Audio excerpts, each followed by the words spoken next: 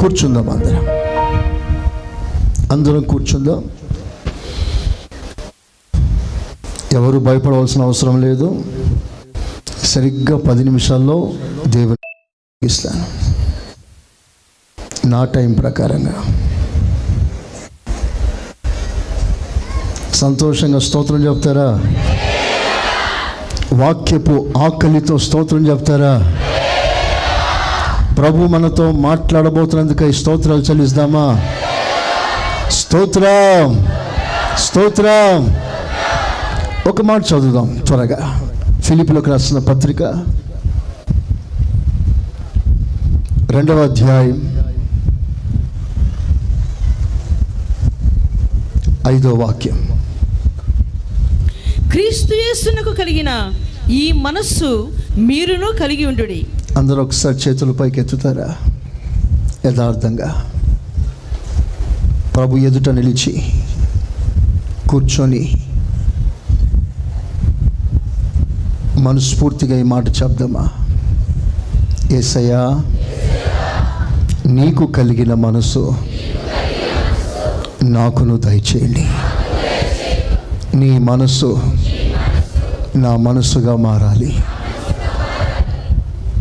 నా మనసు ప్రకారంగా కాదు,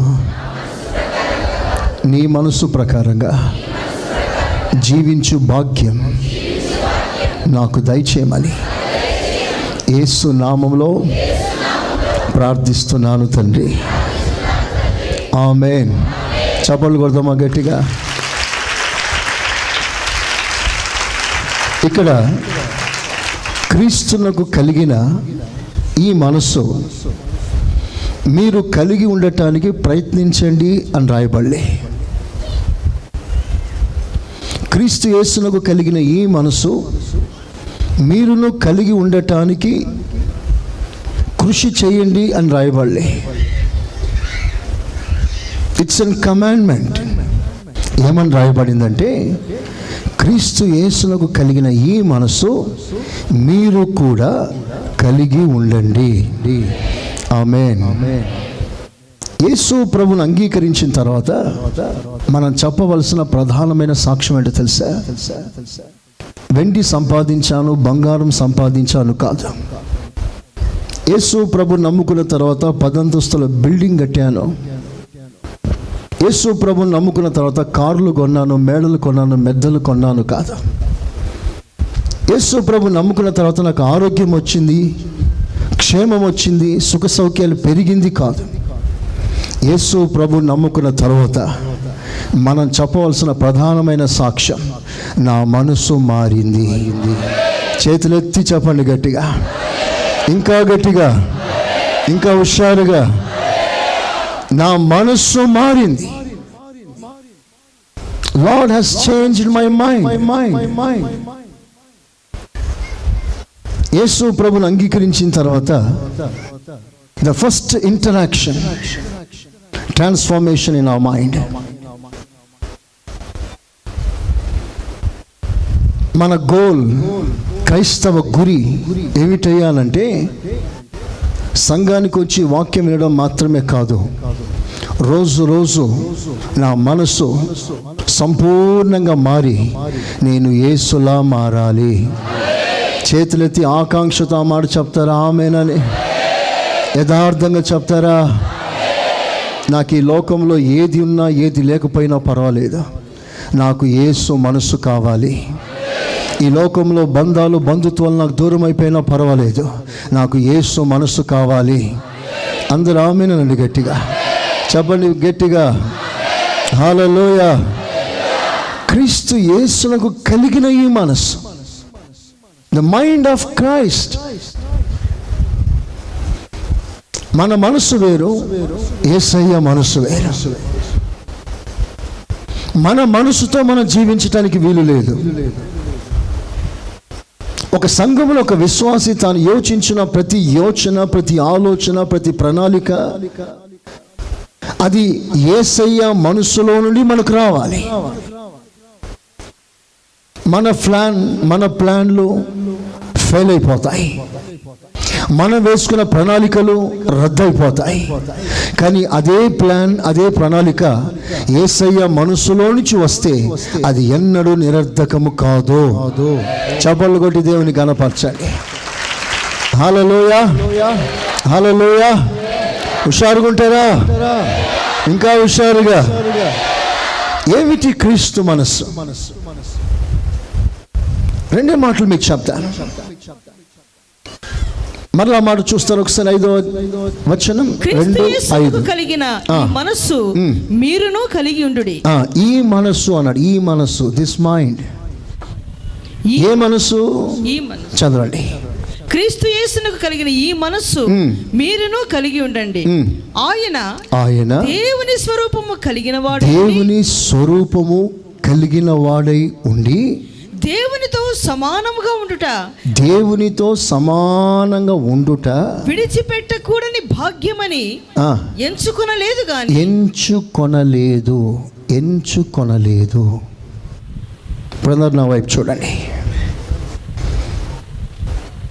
ట్రాన్స్లేషన్లో కొంచెం తేడా. అనుకోలేదు అని రావాలి. Thought not to be equal with God. అందరూ థాట్ అనండి గట్టిగా. థాట్ అంటే ఆలోచన. యేసు క్రీస్తు మొట్టమొదటిగా తన ఆలోచన ఏమిటి? ఆలోచన దేవునితో సమానంగా ఉండాలని అనుకోలేదు. ఆలోచనలో అనుకున్నాడు అలా ఉండకూడదు అని. ద ఫస్ట్ లెసన్, క్రైస్తవుడు నేర్చుకోవాల్సిన మొదటి పాఠం, యేసయ్య మనసు ఏదయ్యా అనంటే మొట్టమొదటిగా మన ఆలోచనలో మార్పు రావాలి. చేతులెత్తి ఆమెనండి గట్టిగా, చెప్పండి గట్టిగా, ఇంకా గట్టిగా. First our thoughts, our intellectual, మన మైండ్ మొదట మారాలి.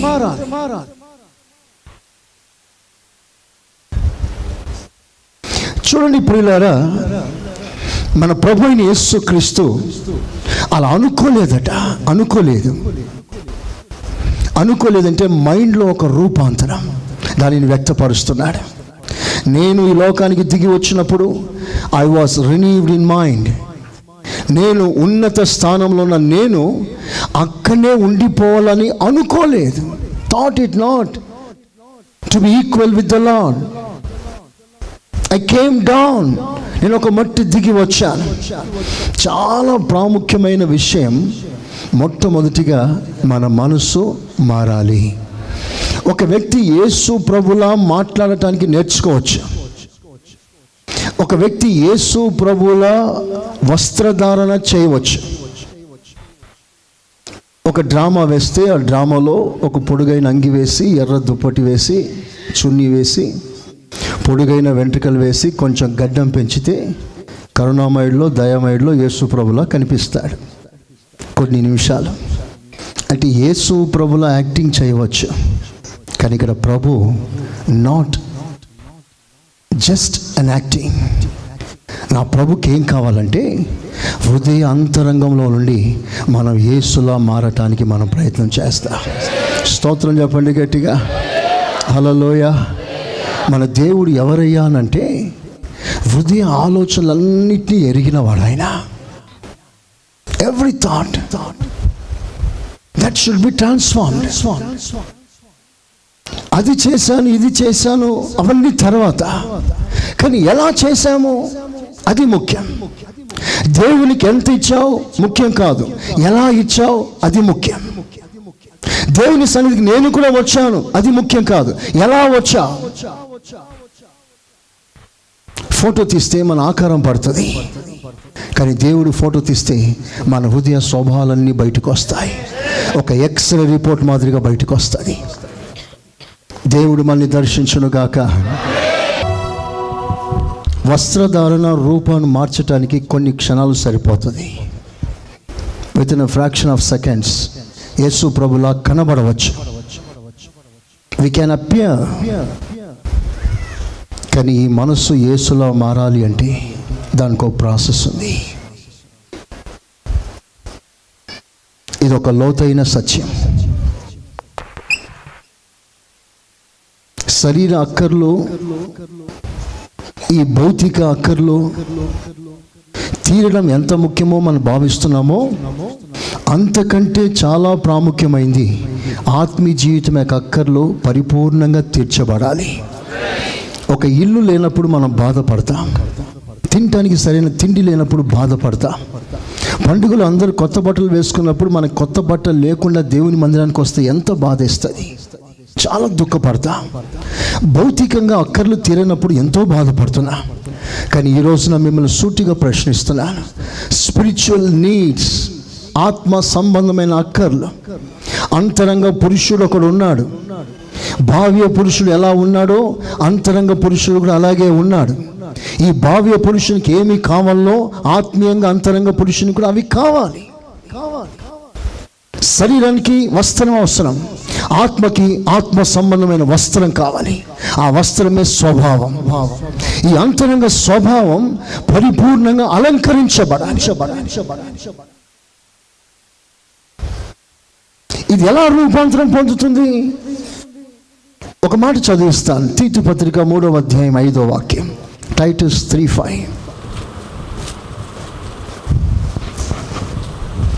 మనము నీతిని అనుసరించి చేసిన క్రియల మూలముగా కాక తన కనికరం చొప్పున పునర్జన్మ సంబంధమైన స్నానం పరిశుద్ధాత్మ మనకి నూతన స్వభావం అనుగ్రహించుట వలన మనలను రక్షించెను. చేతులెత్తి స్తోత్రం చెప్తారా గట్టిగా? ఒక వ్యక్తికి రక్షణ ఎప్పుడు వస్తుందో తెలుసా? మనసు మారినప్పుడు. పేరు మారినప్పుడు కాదు, కులం మారినప్పుడు కాదు,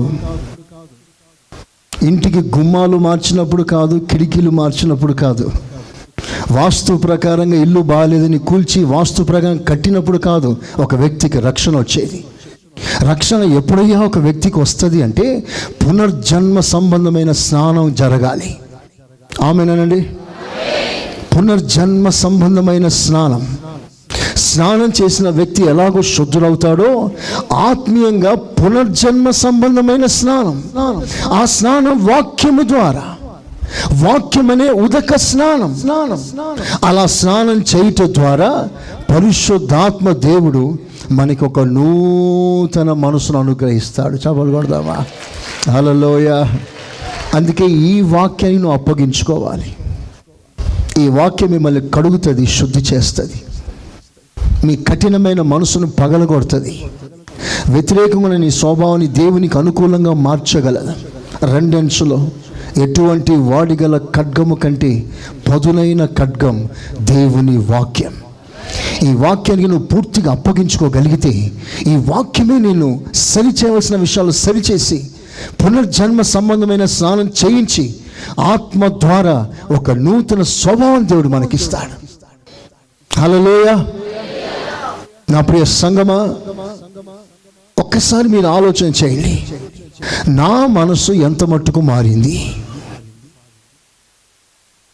ఈరోజు నా మనసు పూర్తిగా మారగలిగితేనే రేపు ఈ శరీరాలు క్రీస్తులా మారుతాయి. స్పందన తగ్గకూడదు. స్తోత్రం చెప్పండి గట్టిగా. హల్లెలూయా. రేపు ఈ శరీరం యేసులా మారాలి. ఆయన ప్రత్యక్షమైనప్పుడు మనం ఆయన వలె మారబోతున్నాం. ఆయన వలె మారాలంటే ముందు ఈ మనసు ఆయనలా మారాలి.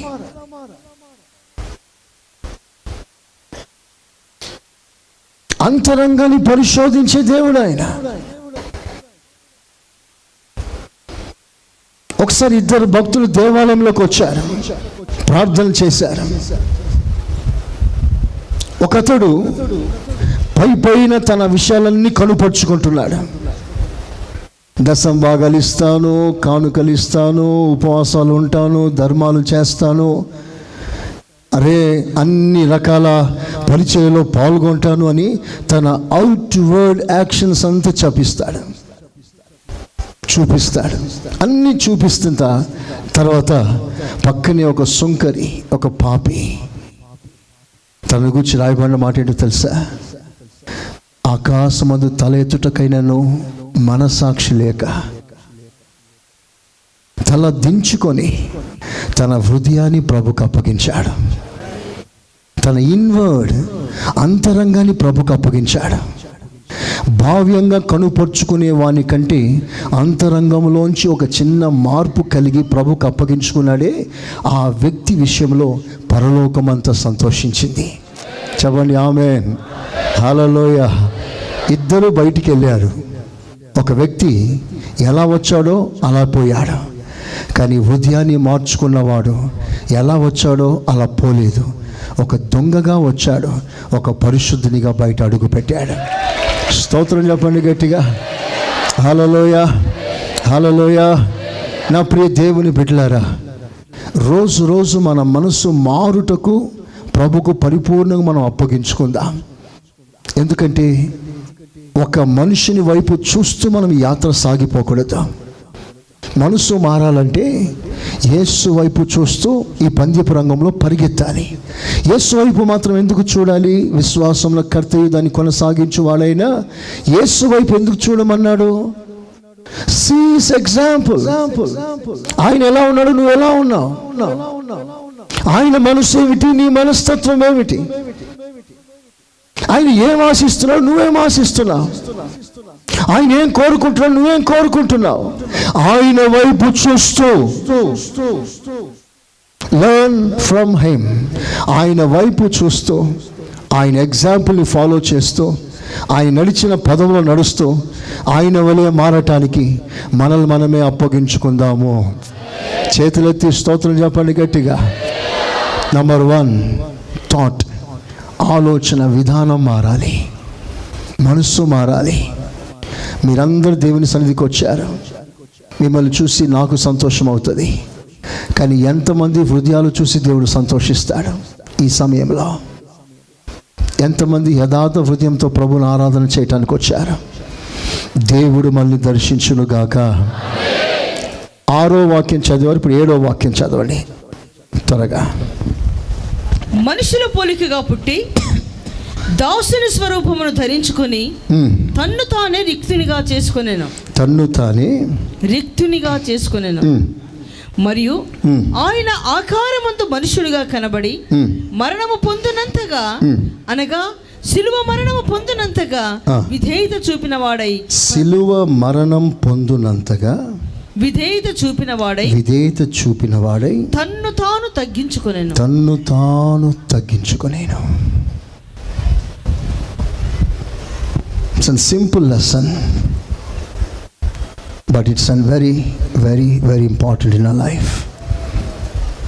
చాలాసార్లు మనం దేవుని ఎదుట ఉన్నప్పుడు ఒకలా ప్రవర్తిస్తూ బయటికి వెళ్ళిన తర్వాత మరోలో ప్రవర్తించి సాక్ష్యాలు మన ముందు చాలా వస్తాయి. కారణం ఏంటంటే హృదయంలో సరైన మార్పు లేకపోవడం వల్ల, మనసు పూర్తి స్థాయిలో మారకపోవడం వల్ల.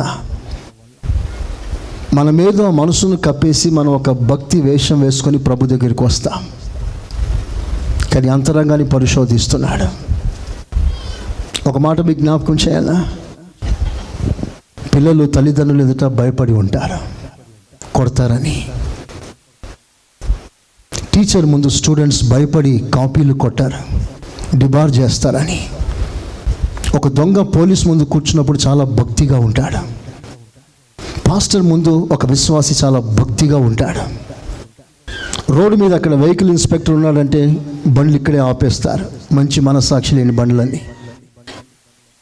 ఆ వెహికల్ ఇన్స్పెక్టర్ ముందు నుంచి పోవటానికి వారికి ధైర్యం ఉండదు.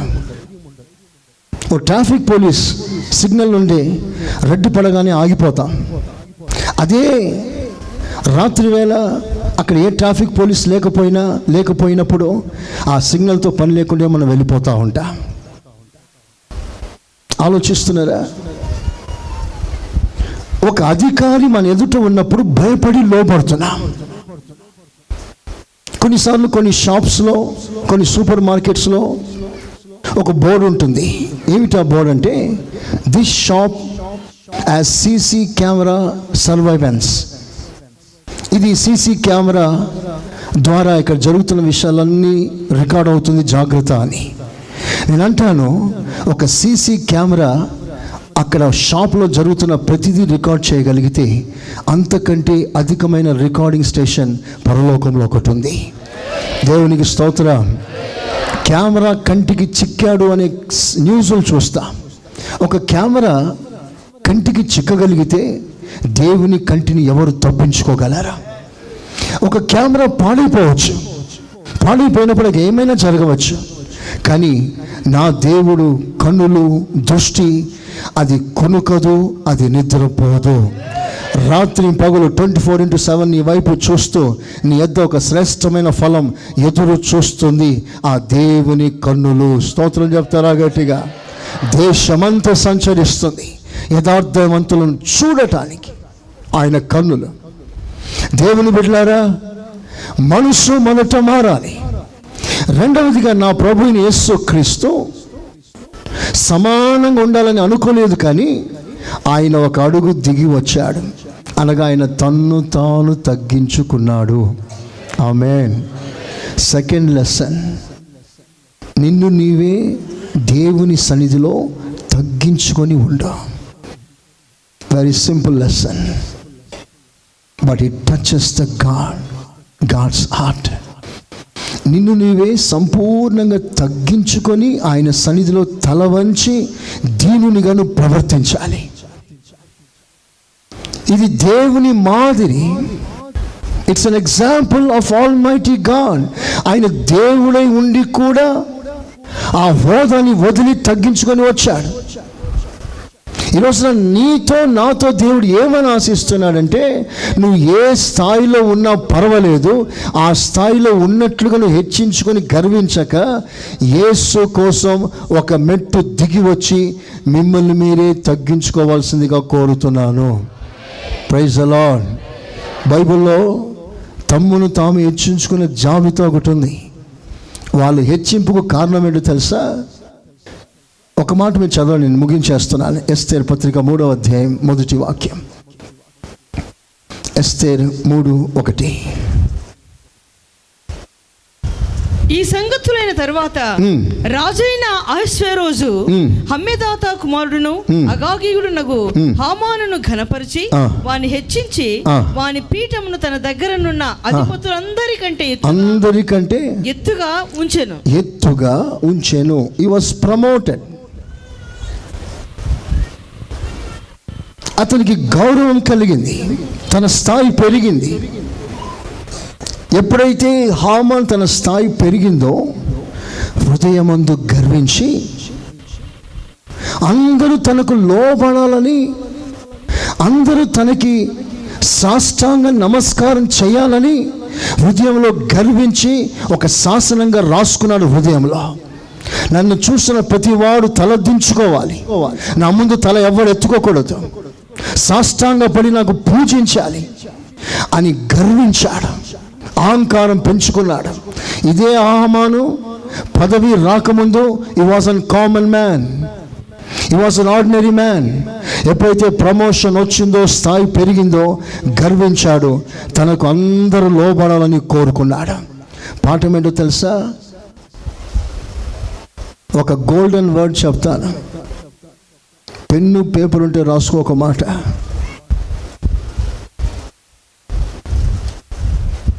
Never mind how much you are promoted in this world. Never mind how much promoted, how much honored in this world. నువ్వు ఎంత ఘనపరచబడినా, నీ స్థాయి ఎంత పెరిగినా, నువ్వు మనిషివే అన్న సంగతి ఎప్పుడు గుర్తు పెట్టుకో. చేతులెత్తి ఒక్కసారి గట్టిగా ఆమేన్ అనండి. చెప్పండి గట్టిగా, ఆమేన్. నా ప్రభు అయిన యేసుక్రీస్తు కిందికి దిగడం మాత్రమే కాదు, ఒక దాసుని రూపాన్ని దాల్చాడు. How much humbled himself. దేవదూతల రూపం కూడా కాదండి. దేవదూతలు ఎవరో తెలుసా? పరలోకంలో సర్వెంట్స్, సేవకులు, యేసు ప్రభుకి పరిచర్య చేసే దాసులు. వారి కంటే తక్కువ స్థాయిని నా ప్రభు కోరుకున్నాడు. చేతులెత్తి స్తోత్రం చెప్పండి గట్టిగా. హల్లెలూయా. కోరుకొని ఒక మనిషిగా ఈ లోకంలో జీవించాడు. As a man, as an human. Always remember that you are an human. నువ్వు సాధారణమైన మనిషివి అన్న సంగతి ఎప్పుడు మనసులో పెట్టుకో. How much exalted, never mind. నువ్వు ఎంత ఎదిగినా సరే, ఎంత బలపడ్డా సరే, నీ హోదా ఎంత పెరిగినా సరే, అతిశయం రాకుండా జాగ్రత్త పడదాం. అవునా కాదా? చెప్పండి గట్టిగా. స్థాయి పెరిగితే మన స్టైల్ పెరగకూడదు. పదవి పెరిగితే మన పద్ధతులు, పరిస్థితులన్నీ మార్చుకోవద్దు. Stay way you are. ఒకసారి ఓ పెద్ద ఆఫీసర్, చాలా పెద్ద ఆఫీసర్,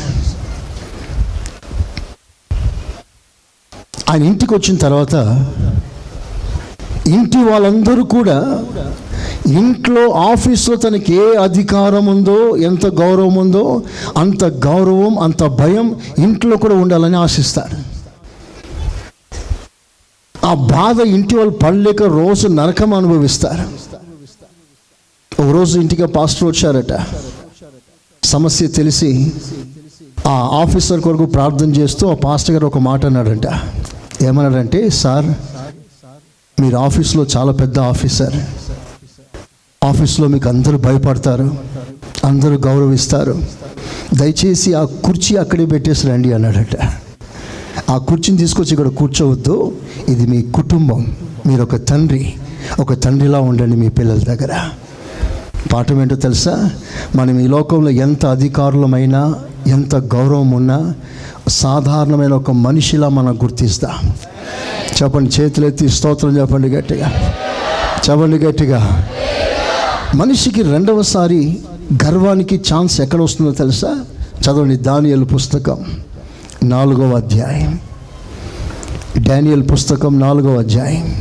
ఆ మాట చదవండి. 4:30.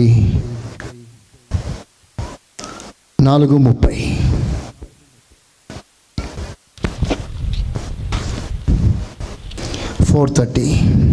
రాజు బబులోనును, ఈ మహా విశాల పట్టణము నా బలాధికారమును, నా ప్రభావ ఘనతను కనపరచుటకై నా రాజధాని నగరముగా నేను కట్టించినది కాదా అని తనలో తాను అనుకునేను. తనలో తాను గర్వించాను.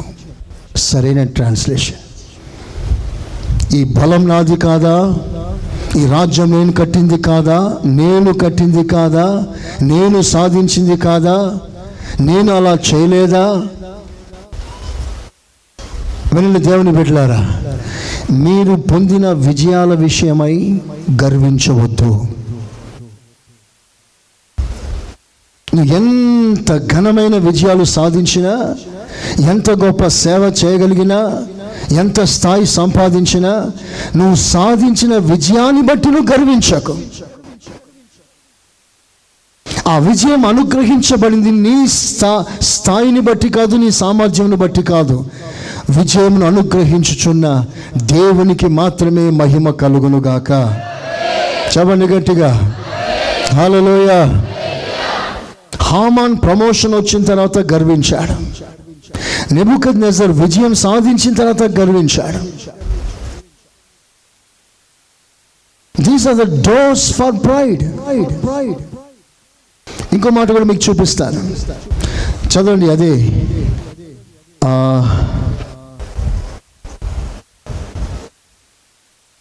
నిర్గమకాండం 5వ అధ్యాయం 2వ వాక్యం. ఎక్సోడస్ 5:2. ఫరో నేను అతని మాట విని ఇశ్రాయేలును పోనిచ్చుటకు యెహోవా ఎవడు? నేను యెహోవాను ఎరుగను, ఇశ్రాయేలును పోనీయను అనెను. అప్పుడు వారు, హెబ్రీయుల దేవుడు మమ్మల్ని ఎదుర్కొనెను, సెలవైన ఎడల మేము అరణ్యంలోనికి 3 దినముల ప్రయాణమంత దూరం పోయి మా దేవుడిని యెహోవాకు బలి అర్పించుదుము, లేని ఎడల ఆయన మా మీద తెగులుతోనైనను ఖడ్గములతో. మీరు అక్కడ చదివితే మాటి మాటికి ఫరో చెప్పిన మాట ఏంటో తెలుసా? ఎవడా దేవుడు? నా చేతిలోంచి విడిపించగలిగిన దేవుడు ఎవరా దేవుడు? అంతగా గర్వించి మాట్లాడటానికి కారణం ఏంటో తెలుసా? Power, authority. ఒక మనిషిని గర్వంలో పడగొట్టే 3 డోర్ ఏంటో తెలుసా? పవర్ ఇన్ దిస్ వరల్డ్, అధికారం. ఒక వ్యక్తి తనకున్న అధికారమును బట్టి గర్వించి పతనమైపోయే అవకాశం ఎన్నో ఉన్నాయి. అందుకే మనం నేర్చుకోవాల్సిన అతి ప్రాముఖ్యమైన పాఠం, ఈ లోకంలో దేవునికి ఎంత అధికారం ఇచ్చినా, ఎంత హోదా ఇచ్చినా, ఎంత ఘనమైన స్థానం ఇచ్చినా, ఎల్లప్పుడూ కూడా దేవుని సన్నిధిలో తగ్గించుకొని దీనుడవై నువ్వు ప్రవర్తించవలసి ఉంది. చేతులెత్తి ఆమెనంటారా గట్టిగా? చెప్తారా గట్టిగా? హల్లెలూయా, హల్లెలూయా, హల్లెలూయా. తగ్గించుకుందాం, చివరి వరకు తగ్గించుకుందాం. కింద ఇంకో మాట రాసి ఉంటుంది, ఫిలిప్పీలకు రాసిన పత్రిక 2వ అధ్యాయం 8వ వాక్యం. ఆయన ఆకారమందు మనుషులుగా కనబడి మరణము పొందినంతగా, అనగా సిలువ మరణము పొందినంతగా విధేయత చూపిన వాడై, సిలువ మరణం పొందినంతగా విధేయత చూపిన వాడై. చూసారా? మరణము అనగా సిలువ మరణం పొందినంతగా విధేయత చూపించాడు. He was obedient even unto the death of cross.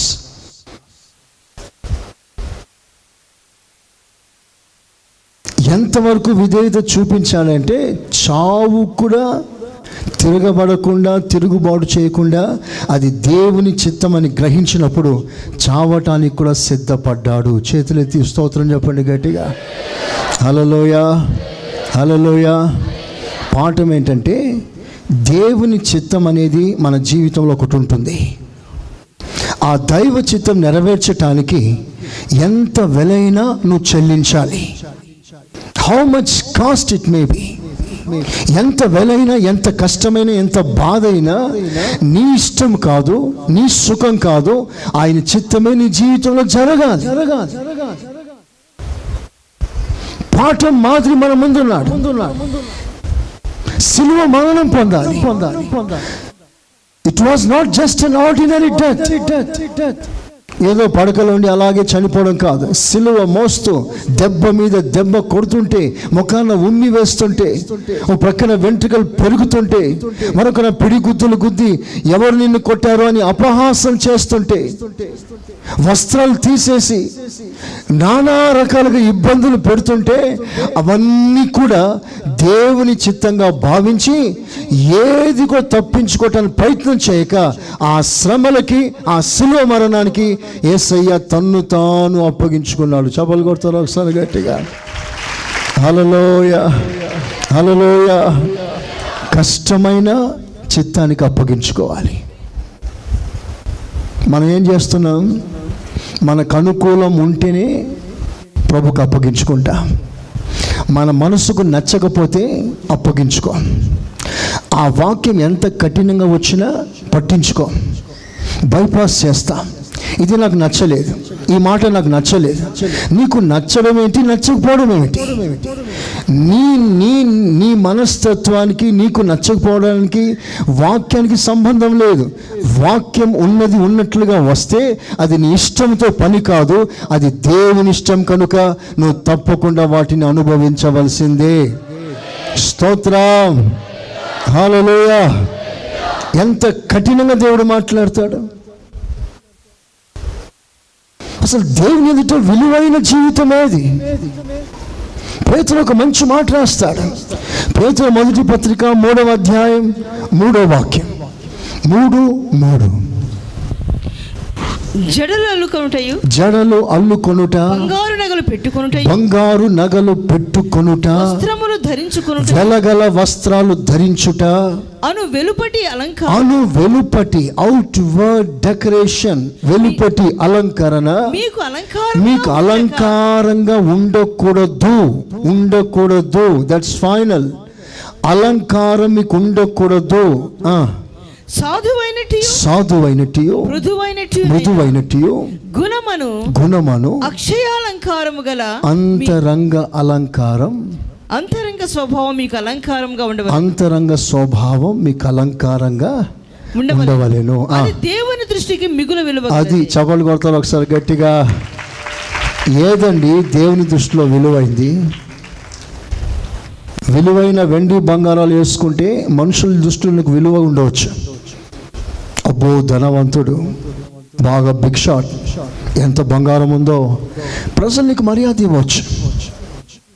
కానీ వాక్యం ఏం చెప్తుంది? వెలుపటి అలంకరణ నీకు అలంకారంగా ఉండకూడదు.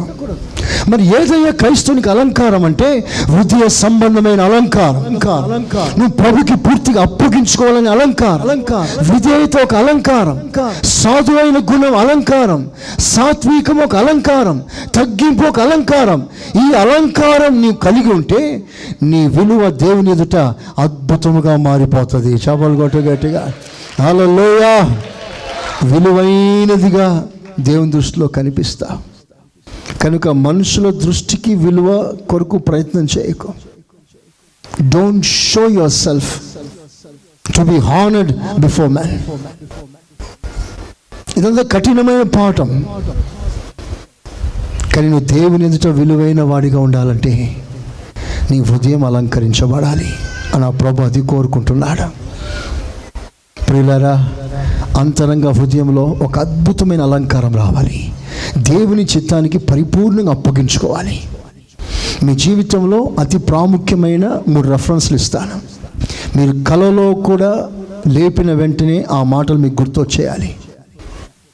వీలైతే ఆ 3 మాటలు మీరు రాసుకోండి. లూకా సువార్త తీయండి, అందరూ తీయండి. బైబిల్ తెచ్చుకున్న వాళ్ళు అందరూ తీసి చూడండి. లూకా సువార్త 1వ అధ్యాయం.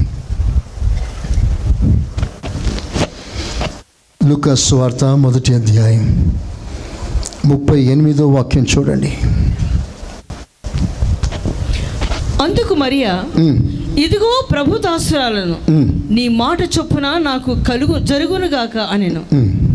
చూడండి, ఇక్కడ ఈ సంఘటన మీకు అందరికి తెలిసింది. కన్య మరియా వివాహానికి సిద్ధపడుతుంది. రేపు మాపో గ్రాండ్గా పెళ్లి జరగబోతుంది. పెళ్లి కానై ఉన్న ఆ స్త్రీ తన మనసు ఎంత ఉల్లాసంగా ఉంటుందో, ఎంత సంతోషంగా ఉంటుందో దానిని అనుభవించిన వారికి బాగా తెలుసు. చాలా ఉల్లాసంగా ఉంది, సంతోషంగా ఉంది. ఎందుకంటే తనకు కాబోయే భర్త కూడా he was very very upright man, righteous man, చాలా భక్తుడు, పరిశుద్ధుడు. దేవుడే యోసేపు దగ్గరికి దిగి రాగలిగినంత భక్తుడైన, అంత మంచి సంబంధం. బహుశా ఆమె చాలా హృదయంలో సంతోషించి ఉండాలి. సడన్గా దేవుడు దిగి వచ్చేసి, మరియా నువ్వు గర్భం ధరించబోతున్నావు, it's an plan of God. నువ్వు ఒక శిశువును కనబోతున్నావు. ఆ శిశువు సర్వలోకానికి రక్షకుడైన యేసుక్రీస్తు. ఈ మాట దేవుడు చెప్పమన్నాడు. నీ రెస్పాన్స్ ఏంటి? Are you willing? ఒప్పుకుంటావా? దేవుడు ప్రశ్నిస్తున్నాడు. ఒక మాట ఆలోచన చేయండి. ఓకే అన్నదనుకోండి, ఆమె గర్భం ధరిస్తుంది. గర్భం ధరిస్తే, పెండ్లి కాని ఒక కన్యక గర్భం ధరిస్తే ఆమె విలువ సమాజంలో ఎలా ఉంటుంది? కాబోయే భర్త ఆమెను అంగీకరిస్తాడా? ఇంటి వారు అంగీకరిస్తారా? ఆమె నీళ్ళ కొరకు లైన్ కడితే ఆ లైన్లో ఉన్న మిగతా స్త్రీలందరూ ఆ కన్యకను ఎలా చూసి ఉంటారు? ఎంత అవమానం! ఛీ, నీదొక బ్రతుక అని ఆమె ముఖం మీద ఉమ్మి వేసే రోజులు ఉండలేవా? యేసు ప్రభు పుట్టిన తర్వాత, ఆయన అద్భుతాలు జరిగిన తర్వాత ప్రజలు గుర్తించుండవచ్చు. కానీ 9 మాసాలు ఆమె గర్భంలో ఉన్నప్పుడు ప్రజలు ఆమెను ఎలా రిసీవ్ చేసి ఉంటారు? ఎలా తిట్టి ఉంటారు? ఎంత నిందలు వేసి ఉంటారు? ఎంత అవమానం కలిగి ఉంటుంది? ప్రభా, ఈ మాట నేను ఒప్పుకుంటే నా పెళ్లి క్యాన్సిల్ అయిపోతుంది, నేను ఇష్టపడ్డ వ్యక్తి సంబంధం తెగిపోతుందయ్యా. అక్కడ పాఠం ఏంటో తెలుసా? దేవుని చిత్తం నీ జీవితంలో జరగవలసిన సమయం వచ్చినప్పుడు ఎంత వెలైనా నువ్వు చెల్లించక తప్పదు. స్తోత్రం చెప్పండి గట్టిగా. నెవర్ మైండ్, నీ ప్లాన్స్ అంతా షాటర్ అయిపోయినా పర్వాలేదు, నువ్వు అనుకున్నవన్నీ విఫలమైపోయే పరిస్థితులు వచ్చినా పర్వాలేదు, అది విఫలమైనా పర్వాలేదు, నీ ప్లాన్లన్నీ కూడా ఒక్కసారి అడియాసలుగా మారిపోయినా పర్వాలేదు, వాటి విషయంలో చింతించకు. ఎవరు నిన్ను ఏమంటారా, నిన్ను ఎలా తిడతారా, ఎలా నింద వేస్తారా, ఎలా అవమానపరుస్తారా, నీకు రాబోయే రోజుల్లో ఎన్ని శ్రమలు వస్తాయా, ఎన్ని అవమానాలు వస్తాయా, అవన్నీ లెక్కే కాదు. దేవుని చిత్తానికి నువ్వు ఆ సమయంలో కూడా ఒప్పుకోవాలి. This is the great lesson. It's very hard, very difficult to yield it. చెప్పడం ఈజీ, వినడం ఈజీ. ఆ భయంకరమైన కఠినమైన మార్గంలో నువ్వు వెళ్ళవలసిన పరిస్థితి వస్తే ఒప్పుకుంటావా? ప్రభు తన చిత్తాన్ని సంఘానికి తేటగా బోధిస్తున్నాడు. అలాంటి పరిస్థితుల్లో కూడా సరైన నిర్ణయం తీసుకో. దేవుని చిత్తానికే ఓటై, నీ ఇష్టానికి కాదు. నీ ప్లాన్లన్నీ వర్కౌట్ అవ్వాలని దేవుని చిత్తం పక్కన పెట్టకో. నీ ఉద్దేశం నెరవేరాలని దేవుని ప్లాన్ని, దేవుని చిత్తాన్ని పక్కన పెట్టకో. ఆయన చిత్తం నెరవేరటానికి నీ ప్లాన్లు, నీ సంతోషం అన్నీ పోయినా పర్వాలేదు, దేవుని చిత్తమే నీ జీవితంలో నెరవేరాలి. స్తోత్రం చెప్పండి గట్టిగా. Wait for the plan of God. Submit yourself to the will of God. In the midst of your plans and desires, all your happiness shattered, అవి ఎంత కుంగిపోయిన పరిస్థితికి వచ్చినా దేవుని చిత్తమే మన జీవితంలో జరుగునుగాక. ఆమేన్. ఇంకో మాట కూడా మీకు జ్ఞాపకం చేస్తాను. మత్తయి సువార్త 1వ అధ్యాయం, ఆ 3 మాటలు మీరు రాసుకోండి. 1వ అధ్యాయం, మత్తయి సువార్త 1వ అధ్యాయం 24వ వాక్యం. యోసేపు నిద్ర మేలుకొని ప్రభువు దూత తనకు ఆజ్ఞాపించిన ప్రకారము చేసి తన భార్యను చేర్చుకొనెను. ఒకసారి తలలు పైకెత్తండి.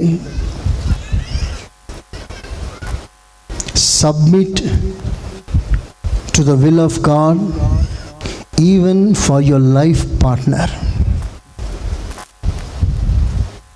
యోసేపు నీతిమంతుడా, ఎంత మంచివాడంటే మరియా పేరు బయటికి రాకుండా 10 మందిలో మరియాని ఈడ్చుకొచ్చి పంచాయతీ పెట్టి, ఈమె నాకు మోసం చేసింది, అన్యాయం చేసింది, నాతో పెళ్లి కాకముందు గర్భం ధరించింది అని 10 మందిలో నిలబెట్టకుండా రహస్యంగా వదిలేయాలనుకున్నాడు. ఆమెను అవమానపరచకూడదు అనుకున్నాడు. వదిలేయటానికి ఇష్టపడ్డాడు. అర్థమేంటో తెలుసా? దేవుని చిత్తానికి అప్పగించుకున్నాడు. దేవుడు దిగి వచ్చి ఆమెను చేర్చుకోమన్నాడు. నన్ను ఏమంటారు ప్రభా సమాజం? నన్ను ఎంత తక్కువ చూస్తారు, నేనేమో ఇంత భక్తి గలవాణ్ణి, అలాంటి ఆమెను చేసుకుంటే సమాజం నాకేం విలువ ఉంటుంది అని అడగలేదు. ఇది దేవుని చిత్తం కనుక ఆమెను అంగీకరించాడు. పాఠం ఏమిటి? Even in your life partner కొరకు నువ్వు ప్రార్థన చేస్తున్నప్పుడు వెయిట్ ఫర్ గాడ్స్ విల్. నీ ఇష్టానుసారంగా ఏదో చూస్ చేసుకోవడం కాదు, మీకు నచ్చిన వారిని ఫిక్స్ చేసుకోవడం కాదు. ఎందుకంటే ఇల్లు కట్టేది మీరు కాదు, దేవుడు ఇల్లు కట్టాలి. ఆమెనంటారా గట్టిగా? Hallelujah. Don't select for yourself. ఈ వివాహ విషయంలో కూడా లైఫ్ పార్ట్నర్, స్త్రీలు అబ్బాయికి, అబ్బాయి స్త్రీలకి సరైన మ్యాచ్ కావాలి అంటే అది పరలోకం నుంచి ఆజ్ఞ జారీ చేయబడాలి. అలాంటి వివాహాలు స్థిరపడి ఆశీర్వాదకరంగా మార్చబడతాయి. ఆమేన్. సో నీ జీవితంలో పెళ్లి విషయంలో దేవుని చిత్తానికి నువ్వు సంపూర్ణంగా అప్పగించుకోవాలి. 3వ మాట చూడండి, న్యాయాధిపతుల పుస్తకం 13వ అధ్యాయం. న్యాయాధిపతుల పుస్తకం 13వ అధ్యాయం 8వ వాక్యం. 13:8. అందుకు మనోహ, నా ప్రభువా, నా ప్రభువా, నీవు పంపిన దైవజనుడు ఆ, మరలా నా యుద్ధకు వచ్చి మరలా నా దగ్గరికి వచ్చి పుట్టబోవు ఆ బిడ్డకు మేము ఏమేమి చేయవలెనో, పుట్టబోయే బిడ్డకి మేము ఏమేమి చేయవలెనో దానిని మాకు నేర్పునట్లు దానిని మాకు నేర్పు. పాఠం ఏంటో తెలుసా? నీ పిల్లల విషయంలో కూడా దేవుని చిత్తం మాత్రమే జరగాలి. చేతులెత్తి ఆమెనండి గట్టిగా. అనేక సంవత్సరాల నుంచి వారికి పిల్లలు లేరు. ఎన్నో వ్రతాలు తీశారు, ఎంతో ప్రార్థన చేశారు. దేవుడు కనికరించి చాలా కాలానికి వారికి పిల్లలు అనుగ్రహించాడు. ఒక కుమారుని ఇచ్చాడు. లేక లేక లేక కుమారుడు పుడితే ఆ కుమారుని పట్ల ఎంత మోజు పెంచుకుంటారు. వాడిని ఏమేమి చేయాలని వాళ్ళు ఎన్ని ప్లాన్లు వేసుకుంటారు. డాక్టర్ చేయాలి, ఇంజనీర్ చేయాలి, అది చేయాలి, ఇది చేయాలి, ఎన్నో ప్లాన్లు వేస్తారు. నేను మీతో చెప్తున్నాను, అలాంటి పథకాలు ప్లాన్లు మంచివే, కానీ దానికంటే ముఖ్యముగా మీ పిల్లల పట్ల దేవుని చిత్తం జరగాలి. అందరూ ఆమేన్ అనలేకపోయారా? గట్టిగా ఆమేన్. మీ పిల్లలు దేవునికి అంకితం కావాలి. యెహోవా అనుగ్రహించిన బిడ్డ తిరిగి యెహోవాకు సమర్పిస్తున్నారు. ఇది ప్రతిష్ట. మన పిల్లలు దేవునికి సమర్పించుకొని భక్తిగా ఎదుగుతూ ఆ తర్వాత దేవుని చిత్త ప్రకారం వారు డాక్టర్లు కావచ్చు, ఇంజనీర్లు కావచ్చు, ఇంకేదైనా కావచ్చు. ఫస్ట్ మన పిల్లల్లో దేవుని ఉద్దేశం నెరవేరాలి. మీరేమని ప్రార్థన చేయాలంటే, నా పిల్లల పట్ల నువ్వు ఎలాంటి ప్రణాళిక కలిగి ఉన్నావు, నా పిల్లల్ని ఏం చేయమంటావు, మాతో చెప్పయ్యా. మనోహ ఎంత మంచి ప్రార్థన చేసింది. మా పిల్లవాడికి ఏమేమి చేయాలి, ఎలా పెంచాలి చెప్పండి ప్రభు, ఆ ప్రకారంగా చేస్తాను. అలాంటి ఆత్మీయ తల్లిదండ్రులు మనకు దేవుడు అనుగ్రహించును గాక. ఆమేన్. మీ కోరిక కొరకు కాకుండా దేవుని ఉద్దేశం నెరవేర్చువానిగా వారిని పెంచండి. వారిని ఆశీర్వాదకరంగా మార్చబడతారు. Praise the Lord. హల్లెలూయా. కనుక నా ప్రియ దేవుని బిడ్డలారా, మొదట యేసయ్య తన్ను తాను సంపూర్ణంగా తగ్గించుకున్నాడు. ఈ లెఫ్ట్ ఎవ్రీథింగ్, ఖాళీ చేసుకున్నాడు. ఏ విషయంలో తను గర్వించలేదు. మన జీవితాల్లో కూడా పదవిని బట్టో, అధికారాన్ని బట్టో, ఇంకా లేదా ఇంకేదైనా స్పెషల్ గిఫ్ట్ని బట్టో ఎవ్వరూ ఎక్కడ ఎప్పుడు అతిశయించకూడదు. ఇవన్నీ దేవుడు ఉచితంగా మనకిచ్చిన కృప, వరం. Praise the Lord. సాధించిన విజయాలను బట్టి ఎవరు గర్వించకూడదు. సెమినార్ బాగా జరిగిందని నేను గర్వించకూడదు. పెద్ద పెద్ద సేవకులు వచ్చారని నేను గర్వించకూడదు. ఎవ్రీథింగ్ దేవుడే చేశాడు, దేవుడు ఆశీర్వాదకరంగా మార్చాడు. ఆమేన్. దేవునికి మాత్రమే మహిమ కలుగును గాక. ఆమేన్. హల్లెలూయా. కనుక క్రీస్తు యేసునకు కలిగిన ఈ మనసు మనమును కలిగి, ఆ మనసు కొరకు మనం ప్రార్థన చేసుకొని, రేపు నా ప్రభు ప్రత్యక్షమైనప్పుడు ఆయనలా మారునట్లుగా మనల్ని మనమే ప్రభుకు అప్పగించుకుందాం. ఇట్టి కృప, క్రీస్తు యేసు మనసు దేవుడు మనకు అనుగ్రహించునుగాక. చెప్పండి గట్టిగా. అందరు మోకాల మీదకి రండి. మొదట నా మనసు మారాలి అని ప్రార్థన చేస్తారు. ఒక మాట, యేసయ్యా నా మనసు మారాలి అని చెప్పండి గట్టిగా.